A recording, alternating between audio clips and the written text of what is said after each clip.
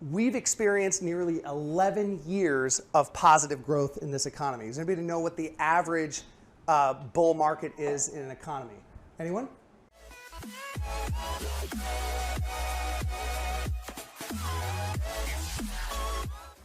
Five to 7 years is the average, 5 to 7 years, okay?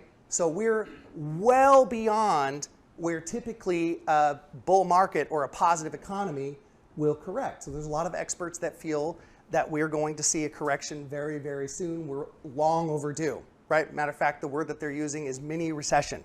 There may be a correction in the offing at some point, middle of the year. But we're concerned about the back half of the year, where there'll be more uncertainty again about the sustainability of a late cycle environment. I think the market can fall 10 to 15%. And when you look into 2020, the Fed is liquefying the balance sheet. And we think you're going to get a correction in the first half of next year and possibly the first couple months. Now, here's my concern and here's the opportunity with that. My concern is in winter months, we already see, we just covered this, in winter months, we already see a decline in the number of homes sold by 30 to 40%. A mini recession will likely look like and could look like a 30% reduction in homes sold for a period of, could be anywhere from 6 months to 9 months to 18 months. It's hard to predict, okay? But looking back at previous mini recessions or market corrections, it's pretty safe to bet that it's going to be 6 months at least. So my concern is always that occurs in winter months. Now, I said that's my concern. It's also an opportunity. If you're preparing for that now by doing some of the things that we talk about, if you're preparing for it now, it looks like opportunity. Because as people's income and as folks, your competitors who have lived literally paycheck to paycheck to paycheck, like 85% of Americans, what happens when all of a sudden sales drop by 30% or worse, by 60%? What happens? They're out. Panic, and they're out, right? One of the things you look at, JCPenney went out of business, Sears is going out of business. How many of you remember when there was Montgomery Ward's? Right? That was more in my day. You probably don't. I'll explain it to you later.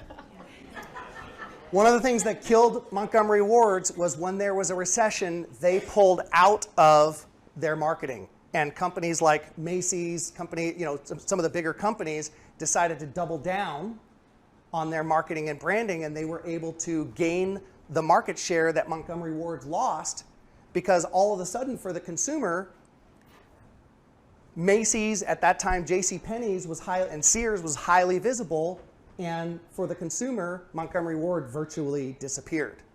And so of course the consumer gravitated towards the other brands that were highly visible.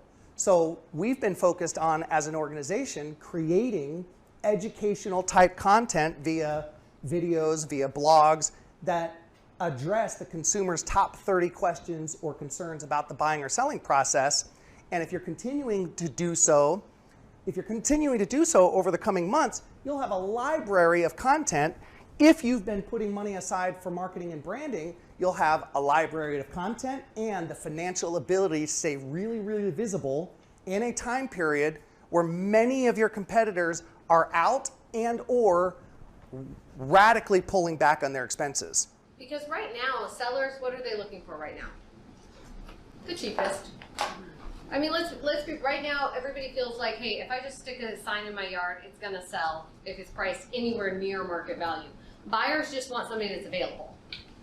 But once a recession comes, sellers will be scared.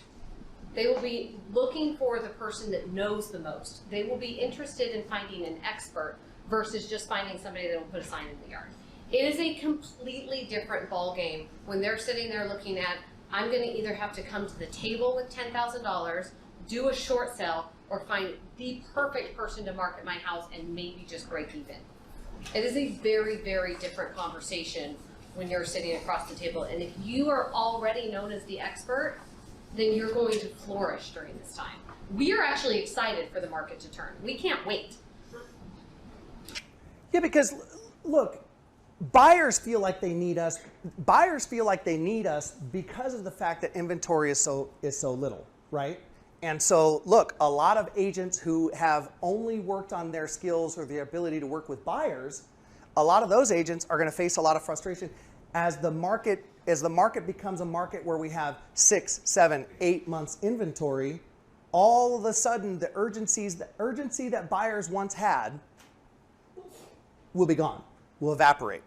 So agents who have based their career on just following up with buyer leads and just working with buyers are going to really struggle as they find that it used to be you show 4 or 5 homes and your buyer is going to be ready or willing to write an offer. That's going to turn into more like 20 or 30. So a lot of things that'll happen in the marketplace, and like anything else, the best way to prepare for it is to anticipate the road ahead.